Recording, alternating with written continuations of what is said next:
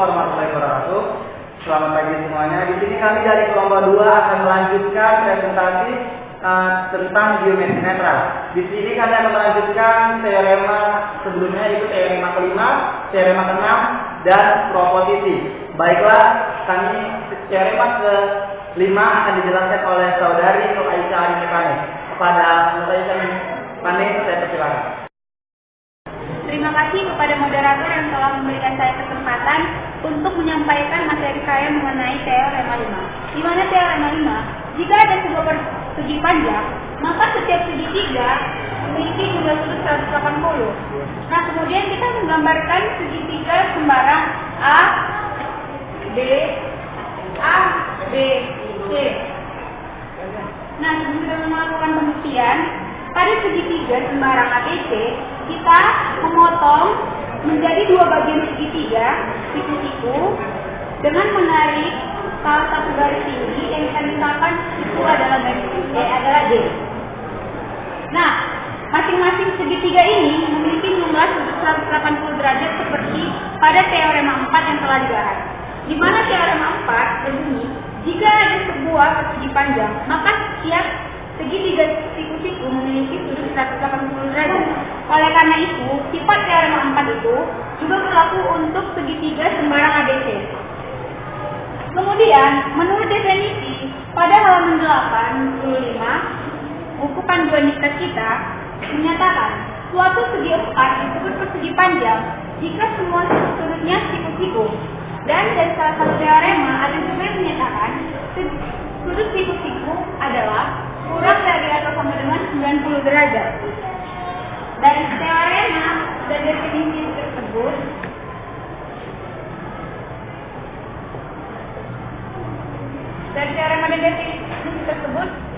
kita dapatkan.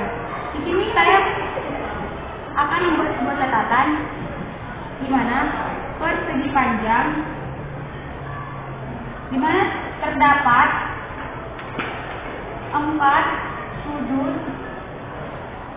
siku-siku di dalam persegi panjang.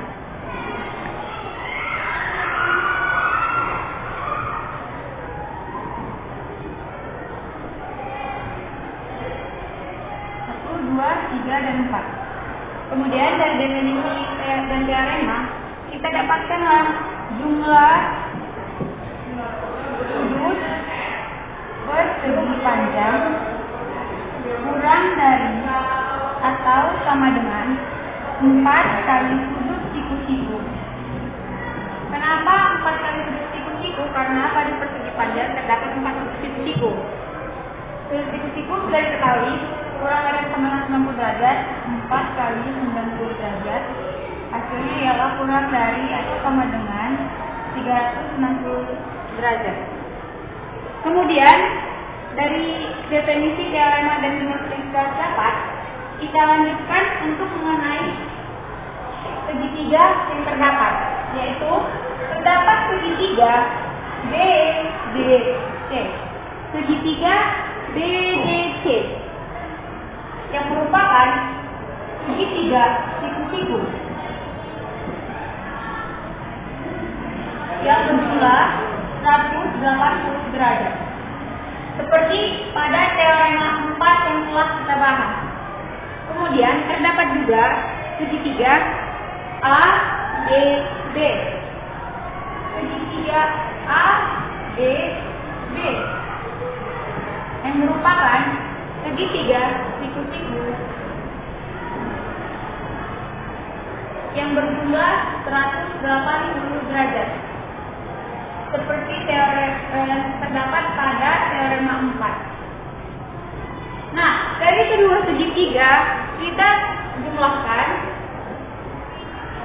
yaitu segitiga BDC ditambah segitiga ADB sama dengan 360 derajat. Di sini 360 derajat sama dengan jumlah sudut persegi panjang. Maka terbukti bahwa pada segitiga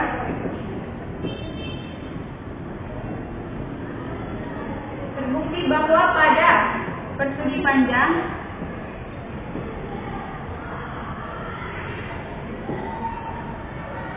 terdapat segitiga yang memiliki jumlah sudut 180 derajat. Mungkin cuma itu yang dapat saya sampaikan. Saya kembalikan kepada moderator dan terima kasih. Pada saudari Aisa Aminitanya telah menjelaskan tentang teorema kelima. Selanjutnya kami akan menjelaskan tentang teorema keenam yang akan dijelaskan oleh saudari Siska Tridewi Saragi. Kepada saudari Siska, saya persilakan. Terima kasih atas kesempatannya yang diberikan oleh moderator kami untuk menjelaskan tentang teorema yang keenam. Ya, ada katanya di sini di teorema 6. Ya, teorema 6 dikatakan di sini jika ada sebuah segitiga dengan jumlah sudut 180, maka akan ada sebuah persegi panjang. Jika ada segitiga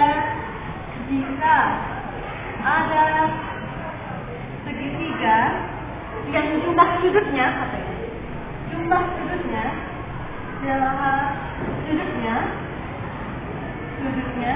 itu 180 derajat, maka ini akan menghasilkan yang namanya persegi panjang. Akan menghasilkan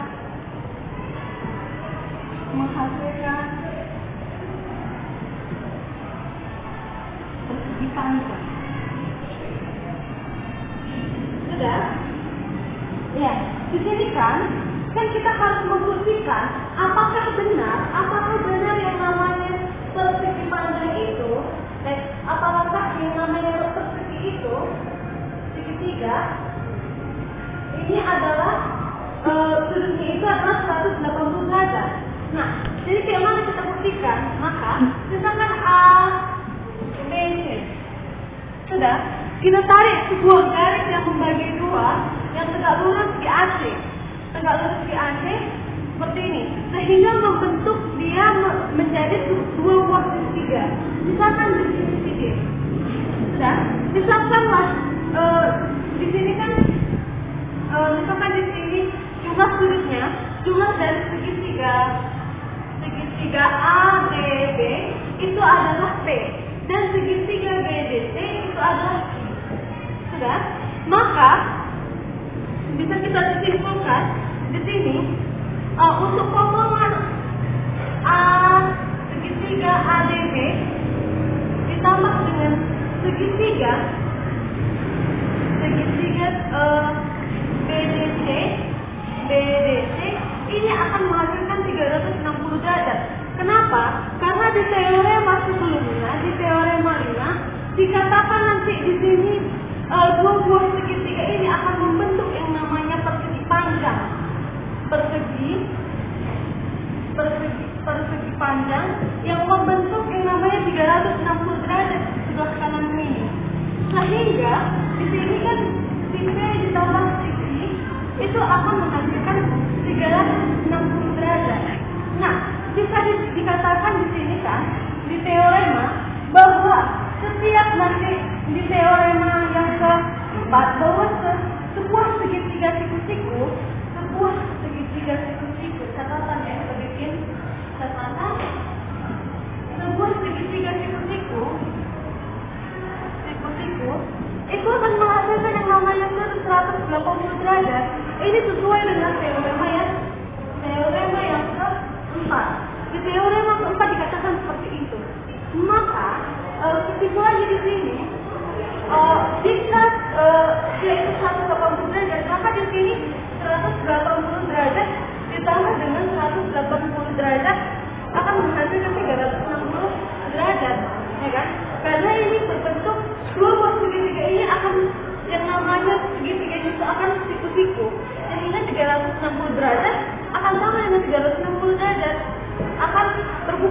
dia. Namun di teorema pertama dikatakan bahwa sebuah segitiga itu jumlah sudut dari segitiga itu sama dengan atau kurang dari 180 derajat. Nah, kita misalkan dia andaikan, jadi kita andaikan jumlah sudutnya, jumlah sudut dari segitiga itu yang kurang dari 180. Nah, misalkan salah satu jumlah sudut segitiga itu si P-nya. Jika si P itu lebih kurang daripada 180, sudah 180, ini kan teorema pertama. Jika P-nya 180, logikanya saja, jika kita masukkan si P tambah Q, ini 360 derajat, ya kan? Berarti kan kalau si P-nya lebih kecil, maka bisa disimpulkan. Kesimpulannya, si Q-nya itu akan lebih besar daripada 180 derajat. Ini bertolak belakang atau kontradiksi.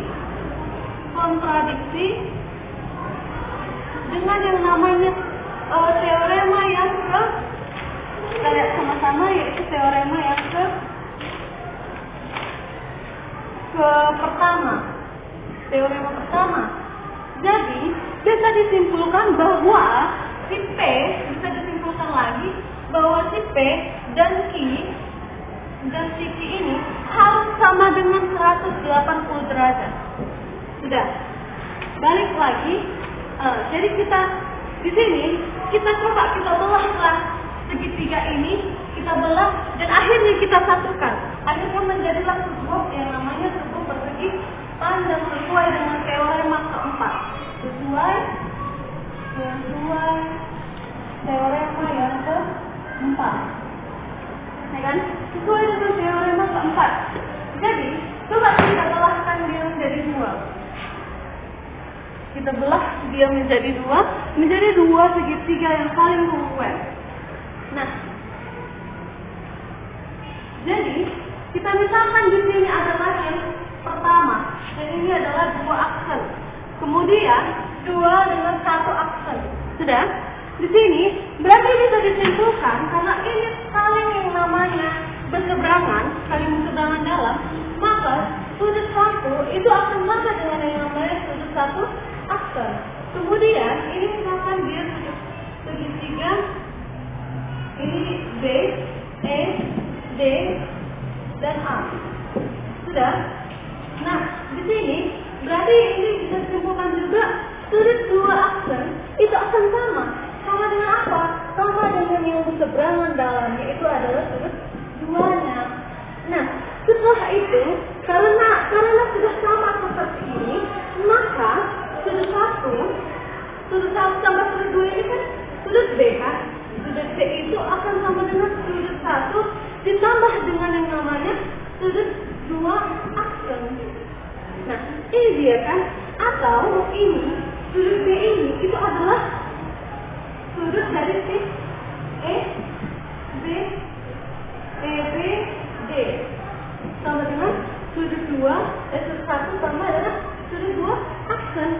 Nah, dikatakan juga ini, maka segitiga sudut dari si A itu akan sama dengan yang namanya sudut dari satu aksen ditambah dengan yang namanya sudut duanya. Nah, sudut satu dua aksen ini kan sama dengan yang namanya segitiga dari EAD. Sudah, ini sama dengan segitiga AD. Ya kan? Ini sama dengan sudut satu aksen ditambah dengan sudut dua aksen. Sehingga bisa disimpulkan setiap sisinya, kesimpulan totalnya, setiap sudut akan yang namanya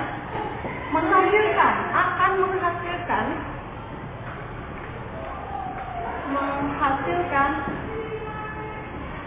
sudut siku-siku, sudut siku-siku yang sesuai dengan teori, sesuai dengan definisi, maka ini disebut dengan disebut dengan persegi panjang. Iya, berikutnya untuk selanjutnya yaitu adalah akibat satu dari teorema 6. Akibat satu dari teorema yang ke-6. Nah, apa dikatakan? Di sini jika sebuah segitiga yang memiliki sudut 180 derajat, maka setiap segitiga memiliki jumlah 180 derajat juga. Nah, jika katanya sebuah segitiga CLH sudutnya 180 derajat, maka segitiga yang lain pun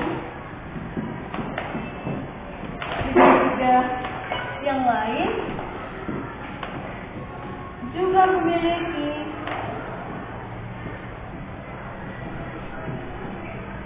jarak sudut 180 derajat. Ya, mari kita buktikan bersama-sama.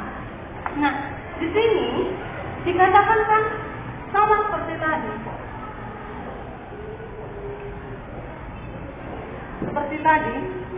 Jika ada segitiga ABC, sudah, ini 180 derajat ABC, ini 180 derajat katanya. Dibagi dua menjadi yang tegak lurus dengan si AC, misalkan ini si D. Sudah, kita membuktikan ternyata jika si ABC-nya ini adalah 180 derajat, ternyata bisa menjadi si ADB itu bakalan juga 180 derajat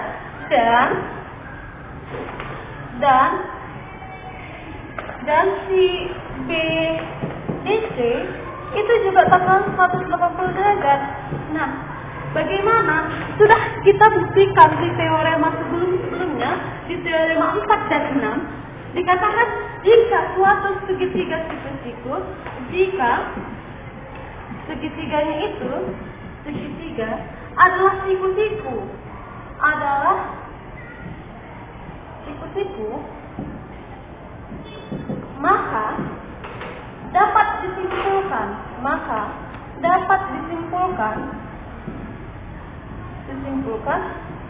bahwa jumlah sudutnya akan 180 derajat. Dari gambar saja sudah kita buktikan bahwa segitiga ADB itu adalah segitiga siku-siku.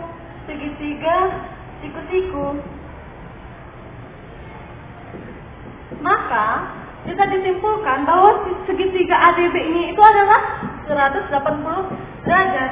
Lalu bisa dilihat di gambar adalah segitiga dari si BDC itu adalah juga segitiga siku-siku.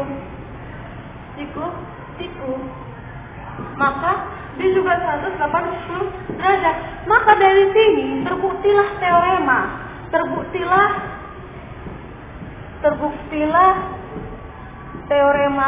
akibat satu teorema 6. Terbuktilah bahwa jika ada segitiga jumlah sudutnya 180, maka ada segitiga yang lain akan sama dengan 180 derajat. Lalu untuk yang namanya selanjutnya adalah akibat 2 teorema 6. Akibat yang kedua dari teorema 6. Dikatakan di sini adalah sebuah segitiga memiliki jumlah sudut kurang dari 180, maka setiap apanya itu adalah 180 juga. Nah, jika katanya teoremanya itu mengatakan jika jumlah sudut jika del sudut segitiga itu kurang dari 180,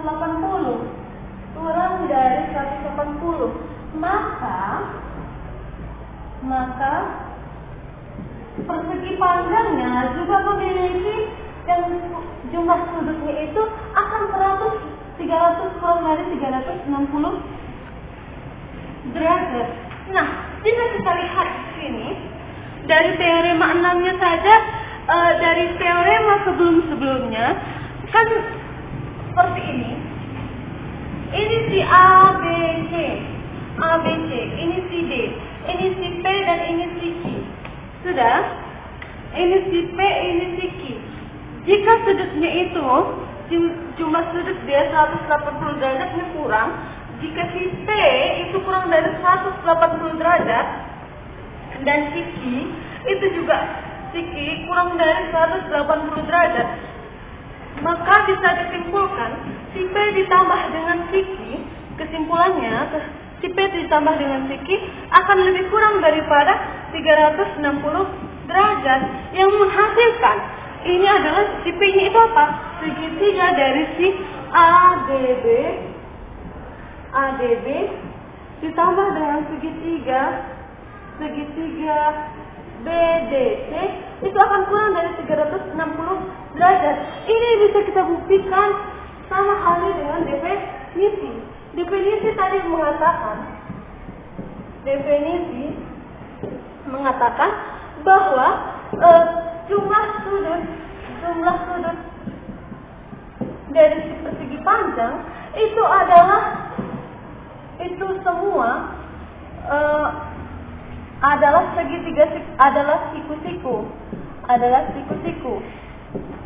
yang mengakibatkan del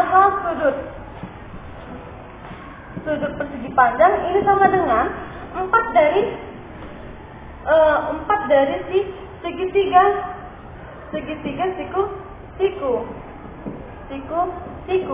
Jika segitiga siku-sikunya itu ada, jika sudut siku-sikunya itu ada kurang dari 180, maka sudah disimpulkan bahwa jumlah sudut dari persegi panjang itu bakalan kurang dari yang namanya 4 kali si 180.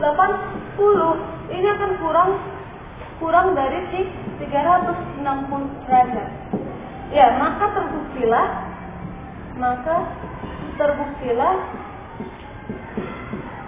bahwa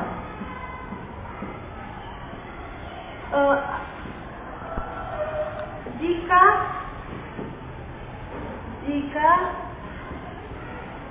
jumlah sudut segitiga kurang dari 180, maka JLH sudut persegi panjang akan juga kurang daripada 360 derajat.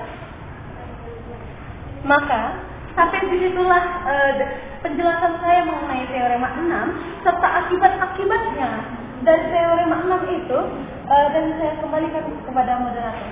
Terima kasih. Kepada saudari Siska Sri Dewi Saria yang telah menjelaskan tentang teorema 6 beserta akibatnya.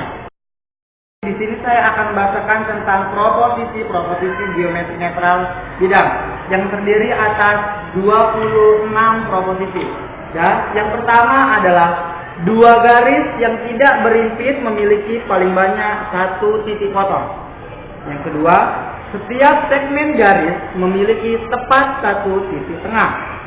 Yang ketiga, setiap sudut memiliki tepat satu garis bagi. Keempat, komplemen dari sudut-sudut yang sama adalah sama. Yang kelima, sudut-sudut yang bertolak belakang besarnya sama. Keenam, kongruensi dua segitiga adalah sisi-sisi, sudut-sudut, sisi-sisi, sudut, sisi-sudut, sisi-sisi, sisi-sisi. Yang ketujuh, jika dua sisi suatu segitiga adalah sama, sudut-sudut di hadapannya sama. Yang kedelapan, jika dua sudut suatu segitiga sama, dua sisi di hadapannya sama. 9. hanya ada satu garis yang tegak lurus garis tertentu melalui satu titik pada garis tertentu tersebut. 10. Hanya ada satu garis yang tegak lurus garis tertentu melalui satu titik di luar garis tertentu tersebut. 11. Titik P terletak pada sumbu segmen garis AB jika dan hanya jika PA sama dengan PB. 12. Jika dua sisi suatu segitiga tidak sama, maka sudut-sudut di hadapannya juga tidak sama, dan sudut yang lebih besar berhadapan dengan sisi yang lebih panjang. 13. Jika dua sudut suatu segitiga tidak sama, maka sisi-sisi di hadapannya juga tidak sama, dan sisi yang lebih panjang berhadapan dengan sudut yang lebih besar. 14. Segmen garis terpendek yang menghubungkan sebuah titik dan sebuah garis adalah segmen yang tegak lurus. 15. Jumlah panjang dua sisi lebih besar dari sisi yang ketiga. 16. Jika dua sisi dari segitiga yang pertama masing-masing sama dengan dua sisi segitiga yang kedua dan sudut apis segitiga kedua, maka sisi ketiga dari segitiga pertama lebih panjang dari sisi segitiga dan segitiga kedua.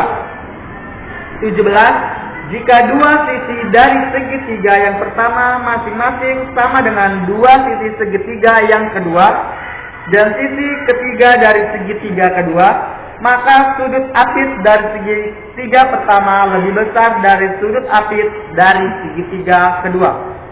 18. Besar sudut luar segitiga adalah lebih besar dari salah satu sudut dalamnya yang tidak bersisian dengan sudut luar tersebut. 19.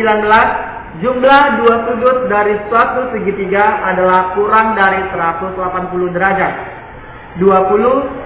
Jika dua garis dipotong oleh garis lain dan membentuk sepasang sudut dalam berseberangan yang sama, dua garis tersebut sejajar. 21. Dua garis yang tegak lurus pada garis yang sama adalah sejajar. 22. Sekurang-kurangnya ada satu garis yang sejajar dengan suatu garis tertentu yang melalui titik di luar garis tertentu tersebut. 23. Misalkan garis D melalui titik C yang jaraknya ke pusat lingkaran kurang dari panjang jari-jarinya, maka garis L memotong lingkaran di dua titik. 24. Sebuah garis merupakan garis singgung lingkaran jika dan hanya jika garis tersebut tegak lurus pada ujung jari-jari lingkaran. 25. Jika diketahui segitiga ABC dan segmen garis PQ setidaknya sedemikian hingga PQ sama dengan AB, maka ada titik R di luar PQ sedemikian hingga segitiga PQR kongruen dengan segitiga ABC. 26. Sebuah lingkaran dapat digambarkan melalui sembarang lingkaran. Itu saja yang bisa saya sampaikan. Terima kasih. Sekian dari kami yang bisa kami sampaikan. Bagi kurang dan maaf. Akhir kata saya selaku moderator mengucapkan Assalamualaikum warahmatullahi wabarakatuh dan selamat pagi.